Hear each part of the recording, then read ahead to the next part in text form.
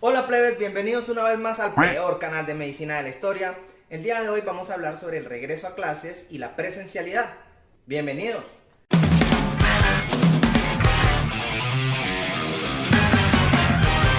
Bueno, la verdad es que en Colombia no estamos preparados para el regreso a clases ¿Es presenciales. en serio, Nicolás? ¿Es en No, serio? por favor, con el cable de la plancha otra vez. No.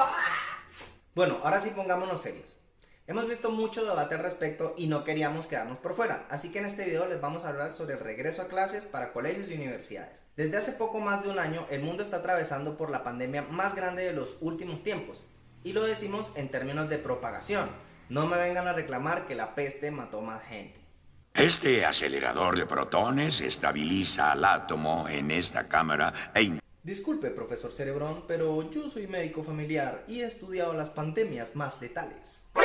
Bueno, como les venía diciendo, la pandemia nos ha cambiado la vida para bien o para mal.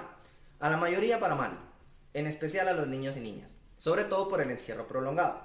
Muchos de los más pequeños no entienden bien por qué ya no pueden salir a jugar como salían antes. Bueno, los que salían. Empieza el año y volvemos a hablar del regreso a clases. En muchas partes, las alcaldías o gobernaciones están hablando de presencialidad, de mandar a los pequeños diablillos al colegio.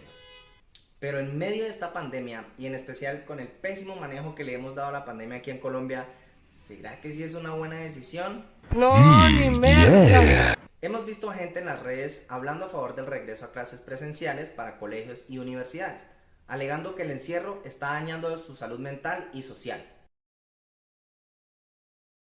Y no podemos decir que no.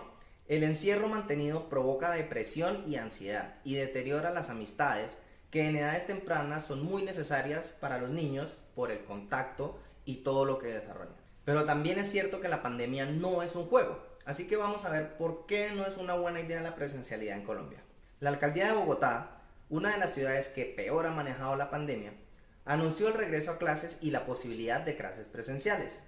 Todo terminó, señores. No tenemos escapatoria. Y aunque algunos aplauden, la mayoría vemos esto con mucha preocupación. Veamos por qué. Los niños y niñas, en especial los más chicos, no son precisamente el ejemplo de disciplina, ni siquiera por maldad. Simplemente no entienden el por qué deben cumplir con muchas normas, como usar todo el tiempo el tapabocas. En los años formativos, en especial en los dos primeros, los niños se meten las cosas a la boca y comparten los juguetes. Bueno, no creo que tenga que seguir explicando. Y en el caso de los adolescentes, bueno, no es que sea muy diferente. Aceptémoslo, en Colombia no tenemos educación para la salud, ni mucho menos percepción de riesgo. Otro tema que debemos considerar son las condiciones estructurales de los colegios y universidades, o mejor dicho, las posibilidades reales que tienen de cumplir con las medidas de bioseguridad, como el uso correcto y permanente de la mascarilla, la desinfección frecuente de las manos y la distancia mínima necesaria entre las más importantes. Solo por poner un ejemplo, yo estudié en la costa en la institución educativa Crisanto Luque. De paso, aprovecho para mandarle un saludito a mis profesores. ¡Profe, estoy triunfando! Como les decía, estudié allá, por allá en el año 2000, y en esa época éramos más de 2000 alumnos solo en una jornada, es decir, unos 4000 alumnos en total en el colegio.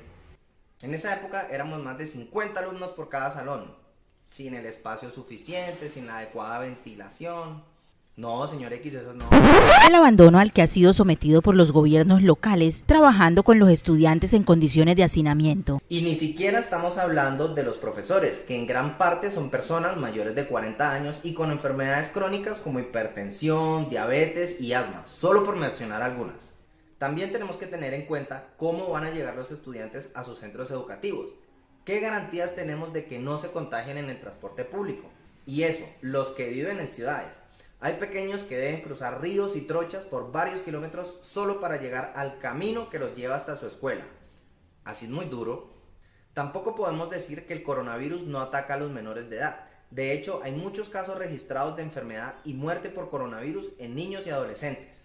Eso sin contar que muchos niños y niñas viven o son cuidados por sus abuelos, que son personas con muchísimo riesgo de complicarse o morir por la pandemia. El otro tema que nos preocupa es que al día de hoy, no importa cuando veas esto, no sabemos a ciencia cierta cuándo va a empezar la vacunación en Colombia, y ya hay experiencias en otros países sobre el regreso a clases y el aumento de contagios y muertes por el COVID-19. No podemos terminar el video sin hablar sobre algunos puntos a favor, pero ¿cuáles serían? Mucha gente ha hablado de la salud mental de los niños y los adolescentes, de cómo el encierro les afecta no solo a los padres, sino también a los niños. Pero nos gustaría preguntarles a esas personas, ¿qué salud mental puedes tener si te enfermas o te mueres, tú o tus familiares, por la pandemia? Así que básicamente puntos a favor no hay ninguno, la verdad. Obviamente nos gustaría saber qué opinan ustedes al respecto de este tema. Déjenos sus opiniones en los comentarios. Y bueno, esto fue todo por hoy. Muchas gracias por llegar hasta acá. Les recordamos que por favor se suscriban al canal si quieren estar pendientes y no olviden de seguirnos en nuestras redes sociales que les vamos a dejar por aquí en algún lado.